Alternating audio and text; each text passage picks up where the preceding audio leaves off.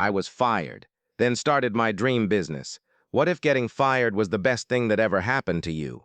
That's what I keep asking myself now, sitting in my own office, sipping coffee from a mug that says boss mode, watching my team design new products for our third store opening next month.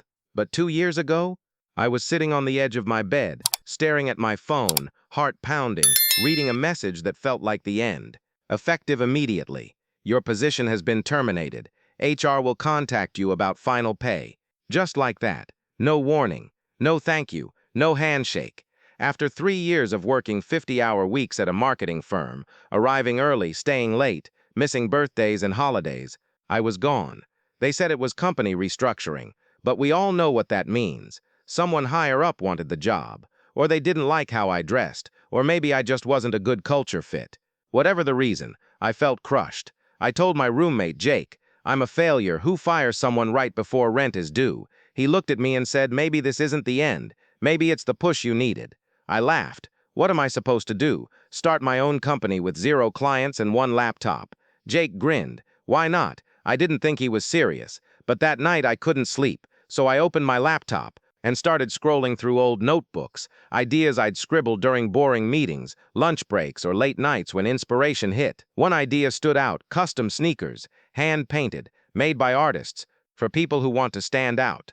I'd loved art since high school, used to paint shoes for friends, even sold a few online, but I'd always thought this can't be a real job. Now, with nothing to lose, I asked myself, what if it could? The next morning, I took $300 from my savings, the last bit I had after paying bills, and bought blank white sneakers, fabric paints, brushes, and packaging. I painted my first pair in my tiny apartment kitchen, deep blue waves with gold stars inspired by the ocean at night.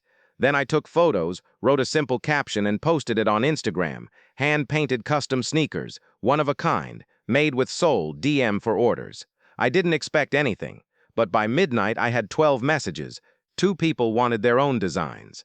I stayed up all night making them, shipped them the next day, and when the customers posted pictures wearing them, tagging me, I got 50 new followers, then 200, then 1,000. I kept painting every night. Between freelance gigs, on weekends, during every free minute. I called my brand Soul Story because every shoe tells a story. Within 3 months, I had 50 orders, then 100. I hired another artist, a college student named Tasha, who painted fire dragons and galaxy skies. We worked out of a shared studio space.